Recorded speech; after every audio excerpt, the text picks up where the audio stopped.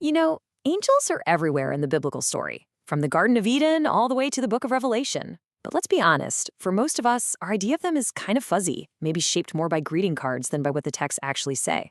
So let's dive in and see what the source material really tells us. So, first things first.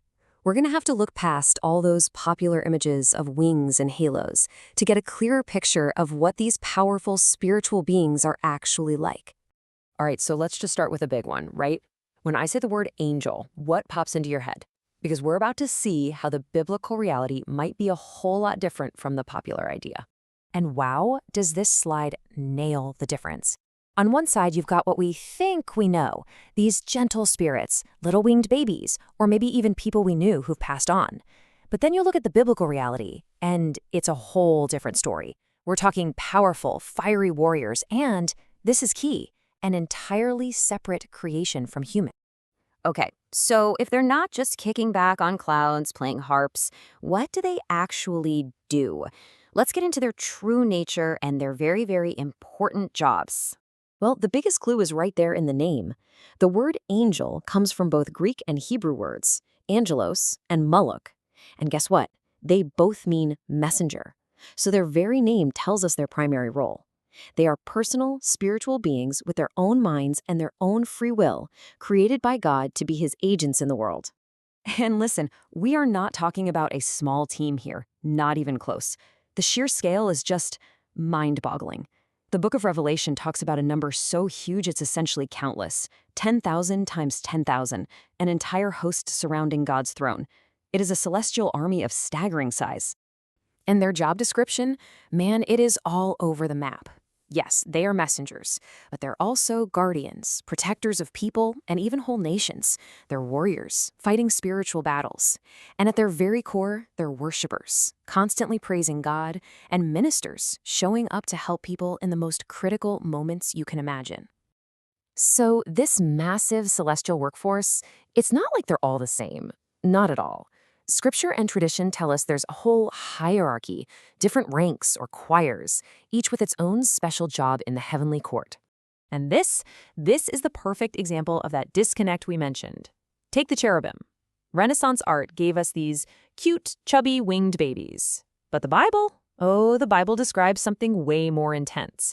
Powerful, four-faced creatures who guarded the entrance to the Garden of Eden and were strong enough to carry the very throne of God. A little different, right? All right, so out of this vast heavenly host, there are three who actually get a name drop in the Bible. These are the archangels, the headliners, if you will, and they were given some of the most critical missions in all of history. Let's meet them. So, first up, we have Gabriel. His name literally means God is my strength, which is perfect, because his whole job is to be the great messenger for God's biggest, most game-changing announcements. I mean, just look at his track record. He's the one explaining prophecies to Daniel about the Messiah. Centuries later, boom, he's announcing the birth of John the Baptist. And, of course, the big one, delivering the news of the incarnation to Mary.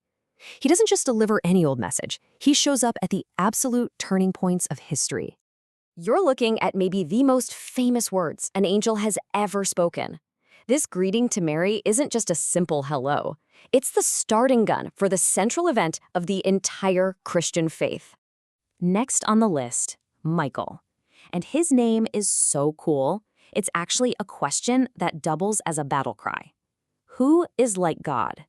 It's a challenge, a declaration that no one can possibly stand against God. And that just perfectly sums up his role as the commander of heaven's army. Michael is the ultimate warrior. He is the protector. He's described as Israel's guardian prince. He goes toe-to-toe with the devil over the body of Moses. And in Revelation, he's the general leading the charge that throws Satan out of heaven for good. When there's a spiritual war, Michael is on the front lines. And this line from Daniel just sums it all up, doesn't it? He is the great prince, the ultimate guardian, the one who rises up to defend God's people when things get tough. Okay, and that brings us to our third named archangel, Raphael. His name means God heals, and his story, which you can find in the book of Tobit, reveals him as an amazing guide, a healer, and a serious protector. I mean, check out what he does in this one story alone. He accompanies a young man, Tobias, on a journey, in disguise, by the way. He literally heals blindness, and he even drives away a dangerous demon. He's basically the angel of divine intervention and making things right. And then comes the big moment, the big reveal. After everything's done, he finally says who he is, confirming he's not just any angel, but one of the 7 who stand in the very presence of God. Talk about a high rank. But to really get the full picture, we have to talk about the flip side. Because not all angels stayed on the straight and narrow. The texts also describe a huge cosmic rebellion. So here's the thing you have to understand. Angels were created with free will, and some of them, led by this powerful figure we know as Satan, used that free will to just completely reject God. And because they made this choice with total clarity and knowledge, it wasn't a mistake they could take back. Their fall was a definitive, permanent choice that sealed their fate.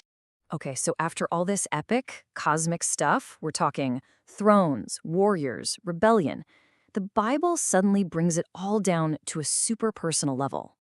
I mean, listen to this. These are the words of Jesus. And this right here, this is the bedrock for the whole idea of guardian angels. The concept is pretty profound, that there are angels in heaven assigned to us who are always in God's presence with a specific mission to watch over and guide us. And that really brings us full circle. From Gabriel's message to Mary, to the angels talking to the shepherds, so often the very first thing these incredible beings say is, do not be afraid. So here's the question I want to leave you with. In a world that can feel pretty scary, what if their most important message for us, right here and now, is still exactly the same?